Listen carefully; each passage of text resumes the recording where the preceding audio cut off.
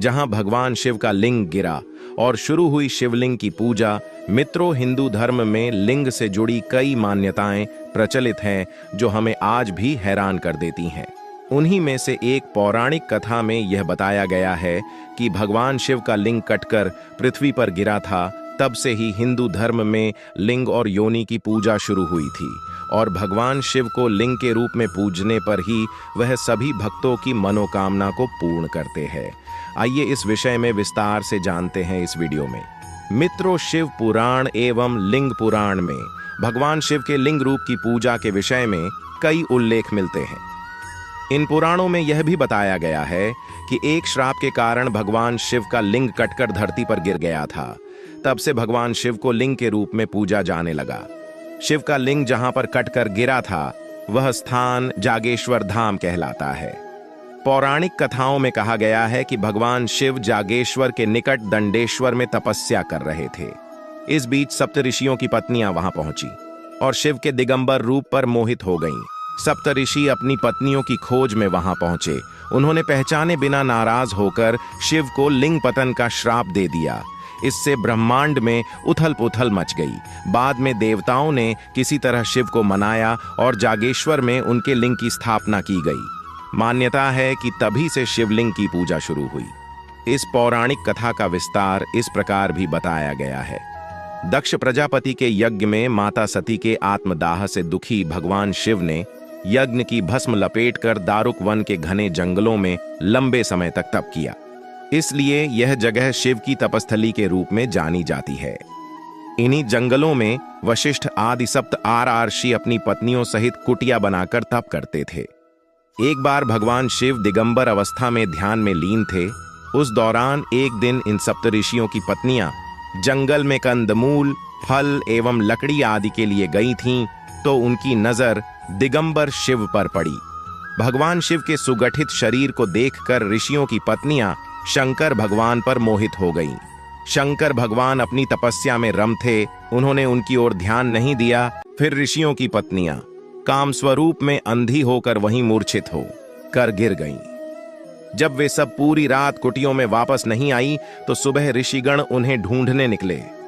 तब सप्तऋषियों ने देखा कि शिव समाधि में लीन हैं और उनकी पत्नियां मूर्छित पड़ी हैं, तो उन्हें लगा कि भगवान शिव ने उनकी पत्नियों के साथ व्यभिचार किया है और इस आशंका में वे भगवान शंकर को शाप दे बैठे और बोले कि तुमने हमारी पत्नियों के साथ व्यभिचार किया है, अतः तुम्हारा लिंग तुरंत तुम्हारे शरीर से अलग होकर गिर जाए।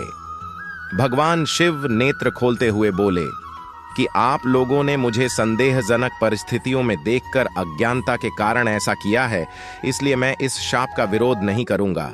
मेरा लिंग स्वतः गिरकर इस स्थान पर स्थापित हो जाएगा। तुम सभी सप्त ऋषि भी आकाश में तारों के साथ अनंत काल तक लटके रहोगे। लिंग के शिव से अलग होते ही पूरे संसार में कोहराम मचने लगा। ब्रह्मदेव ने संसार को इसके प्रकोप से बचाने के लिए ऋषियों को मां पार्वती की उपासना करने के लिए कहा। ब्रह्मदेव जानते थे कि शिव के इस तेज को पार्वती ही धारण कर सकती हैं। ऋषियों ने मां पार्वती की उपासना की। पार्वती ने योनि रूप में प्रकट होकर शिव के लिंग को धारण किया। इस प्रकार यह शिवलिंग की स्थापना हो गई। पौराणिक मान्यताओं के अनुसार सबसे पहले शिवलिंग का पूजन जागेश्वर से ही प्रारंभ हुआ। मानसरोवर की यात्रा पर निकलने वाले यात्री इस धाम की अर्चना करके आगे बढ़ते हैं। यहाँ करीब 200 से ज्यादा मंदिर हैं। जागेश्वर धाम अल्मोड़ा से 29 किमी दूर देवदार के घने जंगलों के बीच बसा हुआ है। इस धाम का प्राचीन काल से ही काफी महत्व है। पुराणों में भी इस स्थान का व्यापक वर्णन मिलता है। यह धाम उत्तर भारत के एक प्रमुख शिव मंदिर के रूप में प्रतिष्ठित है। मान्यता है कि यहाँ पर शिव जागृत रूप में विद्यमान है। यह प्रथम मंदिर है जहाँ लिंग के रूप में शिव पूजन की परंपरा सबसे पहले आरंभ हुई। कई पुराणों में इस जगह का उल्लेख मिलता है। इस पावन स्थली के बारे में एक श्लोक भी प्रचलित है। मां वैद्यनाथ मनुष्या व्रजंतु, काशीपुरी शंकर बल्लभावा, माया नगया मनुजा नयांतु, जागीश्वराख्यम तू हरम व्रजंतु। अर्थात मनुष्य वैद्यनाथ ज्योतिर्लिंग न जा पाए, शंकर प्रिय काशी माया नगरी हरिद्वार भी न जा सके तो जागेश्वर धाम में भगवान शिव के दर्शन जरूर करना चाहिए। मान्यता है कि सुर नर मुनि से सेवित हो भगवान भोलेनाथ यहाँ जागृत हुए थे, इसलिए इस जगह का नाम जागेश्वर पड़ा। ऐसी मान्यता है कि देवाधिदेव महादेव यहाँ आज भी वृक्ष के रूप में मां पार्वती सहित विराजते हैं। देवदार के घने वृक्षों से घिरी यह घाटी एक मनोहारी तीर्थ स्थल है। मान्यता है कि भगवान शिव पार्वती के युगल रूप के दर्शन यहाँ आने वाले श्रद्धालु मंदिर परिसर में स्थित नीचे से एक और ऊपर से 2 शाखाओं वाले विशाल देवदार के वृक्ष में करते हैं। ये बहुत प्राचीन पेड़ बताया जाता है। यह भी सत्य है कि भगवान शिव ही एकमात्र देवता हैं जिन्होंने सदैव मृत्यु पर विजय पाई। मृत्यु ने कभी भी शिव को पराजित नहीं किया, इसी कारण उन्हें मृत्युंजय के नाम से पुकारा गया। जागेश्वर धाम के मंदिर समूह में सबसे विशाल एवं सुंदर मंदिर महामृत्युंजय महादेव जी के नाम से विख्यात है। जागेश्वर में लगभग 250 छोटे बड़े मंदिर हैं। जागेश्वर धाम के इस मंदिर में 124 मंदिरों का एक समूह है जो अति प्राचीन है।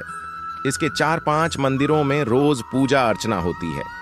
सबसे विशाल तथा प्राचीनतम महामृत्युंजय शिव मंदिर यहाँ का मुख्य मंदिर है। इसके अलावा जागेश्वर धाम में भैरव, माता पार्वती, केदारनाथ, हनुमान, मृत्युंजय महादेव, माता दुर्गा के मंदिर भी विद्यमान है। इनमें 108 मंदिर भगवान शिव जबकि 16 मंदिर अन्य देवी देवताओं को समर्पित हैं। महामृत्युंजय, जगन्नाथ, पुष्टि देवी व कुबेर के मंदिरों को मुख्य मंदिर माना जाता है। स्कंद पुराण, लिंग पुराण, मार्कंडेय आदि पुराणों ने जागेश्वर की महिमा का बखूबी बखान किया है।